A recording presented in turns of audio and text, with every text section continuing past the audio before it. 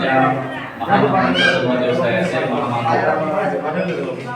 आदरणीय डॉक्टर बाबासाहेब आंबेडकर यांना पहिले मानाचा मुद्रा यांना वंदन करतो, त्यांना नमस्कार करतो.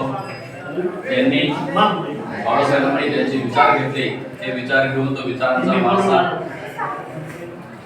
तळागाळापर्यंत पोहोचवला असे गौतम बुद्ध यांना देखील नमस्कार करतो. मित्रो, आपण दरवर्षी सालाबादाप्रमाणे प्रत्येक ठिकाणी वाडापाडा, गाव, शहर, वस्ती, कॉलनी अशा ठिकाणी आदरणीय बाबासाहेब यांची जयंती उत्सव साजरा करत असतो.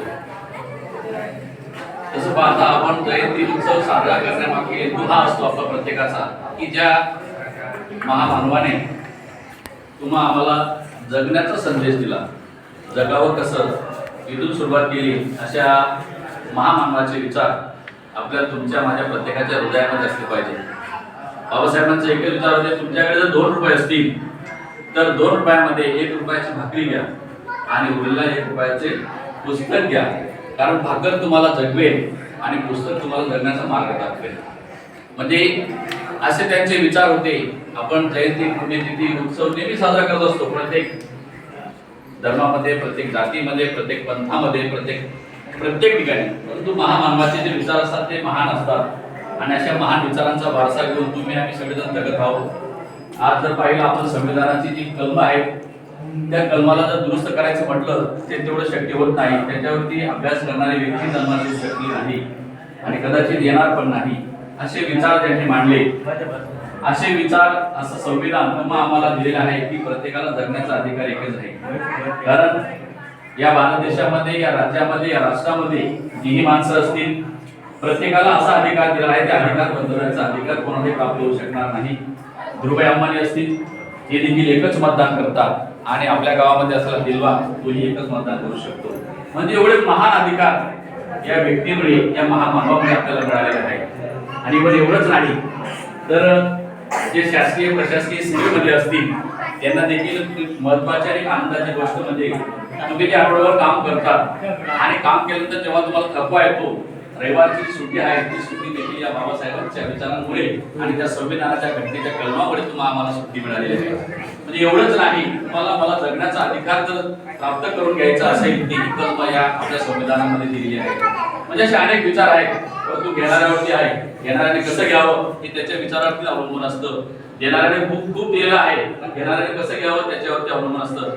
गावाला जायचं असतं, रस्ते अनेक असतात, तुम्ही कोणत्या रस्त्याने जाणार हे तुम्ही ठरवायचं असतं. तशी प्रत्येक माणसाची जशी वृत्ती, जशी प्रवृत्ती, त्या पद्धतीने माणसं जगत असतात. परंतु महान व्यक्तींचे विचार हे महान असतात आणि ते महान व्यक्तींचे विचार घेऊन आपल्याला त्यांनी जो दिलेला वारसा आहे त्या वारसाप्रमाणे आणि त्यांनी जी दिलेली संस्कृती आहे त्या संस्कृतीप्रमाणे, त्यांनी जे धडे दिलेले आहेत त्या धड्यांप्रमाणे आणि त्यांनी जे शब्द मांडलेले आहेत त्यांचे जे शब्द नाही तर त्यांचे जे संस्कार आहेत आणि त्यांचे शब्दांचे आपण संस्कार करून आपल्या जीवनामध्ये आपण संस्काररूपी जीवन जगावं असतं.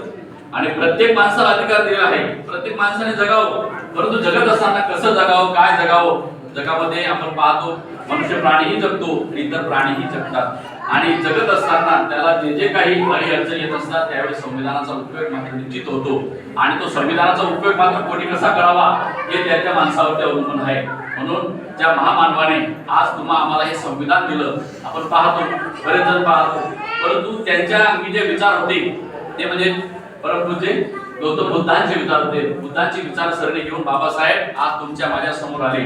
त्यांची शिक्षणाची जर प्रणाली पाहिली, शिक्षणाची प्रक्रिया पाहिली, ते अगदी म्हणजे त्या प्रक्रियेचा जर अभ्यास केला, ते जर मांडायला सुरुवात केली, तुम्हाला मला सगळ्यांना रडू येईल. अशा प्रकारे त्यांनी शिक्षण घेतलं. आज ती परिस्थिती राहिलेली नाही.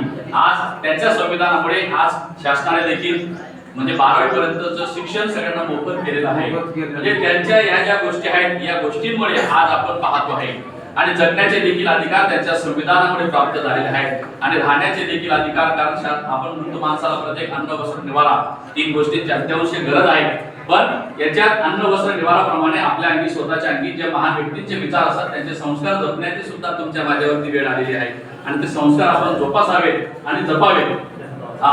जपावेत पण देखील आणि ते संस्कार जपून आपण आपलं जीवन व्यतीत करायचं असतं आणि तुमच्या माझ्या सभोवतालचा जो परिसर असतो, तुमच्या माझ्या सभोवतालची जी माणसं असतात त्यांना घेऊन जीवन जगायचं आहे. अशा या महान मानवास मी कोटी कोटी वंदन करतो, थांबतो.